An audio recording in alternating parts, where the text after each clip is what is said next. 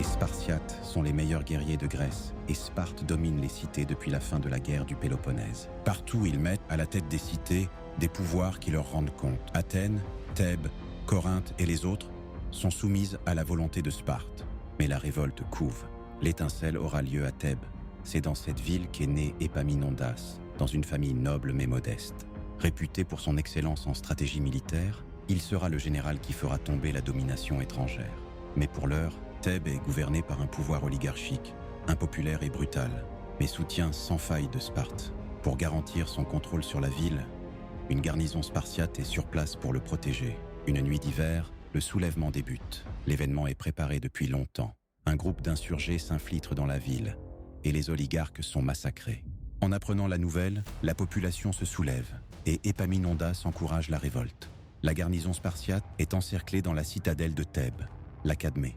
Finalement, elle capitule et quitte la ville pour rejoindre sa cité d'origine. Contre toute attente, Sparte ne réagit pas à ce coup de force. Épaminondas et ses alliés ont le champ libre pour agir et ils ne vont pas laisser passer leur chance. Thèbes profite du répit pour recruter et entraîner une nouvelle armée. Elle est composée de citoyens, non plus de mercenaires comme c'était l'habitude en Grèce antique. Le pilier et le fer de lance de cette nouvelle force sera une unité d'élite, le bataillon sacré. Pendant ce temps, les tensions entre les deux rivaux restent fortes. Thèbes fait tout pour desserrer l'étreinte spartiate. Pour y arriver, il va falloir oser défier sur le champ de bataille ses adversaires réputés invincibles. Il est temps pour la cité de tester sa nouvelle force. Les Thébains lancent une expédition contre Sparte. Le bataillon sacré part avec le reste de l'armée. Leur objectif est de libérer d'autres cités sous le contrôle ennemi. Mais en chemin, ils finissent par se retrouver face à une armée spartiate. L'affrontement est inévitable. C'est la bataille de Tégira. Les Thébains sont dépassés en nombre, mais ils tournent à leur avantage un terrain étroit. Ils vont ainsi obtenir la victoire. L'armée spartiate perd la bataille et sa réputation d'infaillibilité se fissure à travers toute la Grèce. Les succès ne peuvent que donner confiance et pousser à aller plus loin. Thèbes décide qu'il est temps de rétablir la confédération béotienne, autrefois démantelée par Sparte. C'était une alliance de cités de la région qui l'entoure, la Béotie. Maintenant, elle en est redevenue le chef. Sa domination clairement remise en cause, Sparte décide de régler le problème thébain et son armée part en campagne. Depuis toujours, Sparte est dirigée par deux rois. Quand l'un part en guerre, l'autre reste pour protéger la cité. Le roi Cléobrontos part en campagne à la tête de l'armée. L'armée de Sparte part de Phocide. À la surprise de tous, elle franchit le mont Hélicon. Cela lui ouvre le chemin jusqu'au port de Creusis. Là-bas se trouve la flotte thébaine. Les navires de Thèbes sont capturés. Cléombrotos peut maintenant s'occuper de la cité elle-même. Les Spartiates remontent droit vers le nord, en direction de Thèbes. Il faut les arrêter avant qu'ils ne frappent la cité.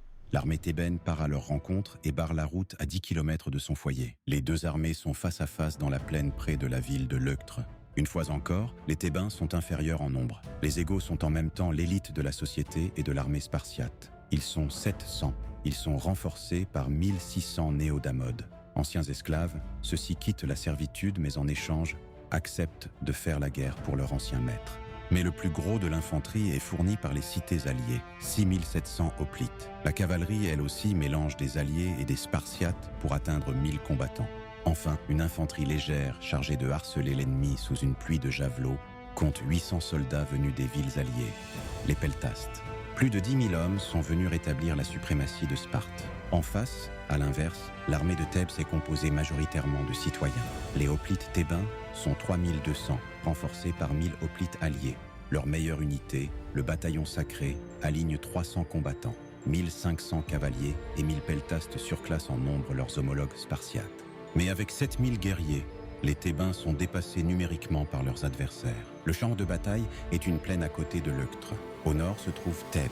Sûr de sa force, convaincu de sa supériorité, Cléombrontos dispose son armée sur une ligne.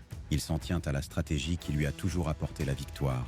Ses hommes s'alignent de front sur 1 kilomètre de longueur. Cléombrontos se tient à l'extrême droite avec ses meilleurs guerriers, appelés les Égaux. Le général thébain, Épaminondas, doit innover. Ses ennemis sont plus nombreux et réputés plus forts. Il déploie aussi ses forces sur une ligne, mais il crée un flanc solide comme un roc en face du roi spartiate et de ses combattants d'élite. Au mépris des règles classiques de la guerre, il masse ses forces sur son flanc gauche et accepte de laisser le reste de la ligne affaibli. Le bataillon sacré est bien sûr déployé.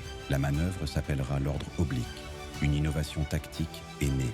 Les Spartiates déclenchent les hostilités. Les Peltastes, renforcés par la cavalerie, attaquent leurs adversaires. La cavalerie thébaine réussit une contre-attaque et les met en déroute. Elle continue de les poursuivre pour se débarrasser de la menace. Pendant ce temps, les fantassins s'élancent à leur tour, des deux côtés. La puissante phalange thébaine avance la première, tandis que les autres la suivent en retrait.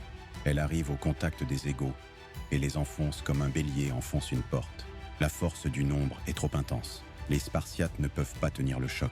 Ils sont disloqués et le roi Cléombrontos est tué sur place. Ceux qui restent battent en retraite et abandonnent le champ de bataille au profit des Thébains. Épaminondas traverse le champ de bataille et contemple son succès. À ce moment-là, réalise-t-il le changement géostratégique qu'il a accompli avec ses hommes? Sparte perd son roi, son armée et sa domination sur la Grèce. Les pertes sont lourdes. 1000 Spartiates gisent sur le champ de bataille. La défaite encourage les autres cités à se rebeller. La place de leader est libre et c'est Thèbes qui va l'occuper. Elle va la garder jusqu'à la céder à son tour à autre, un certain Alexandre de Macédoine.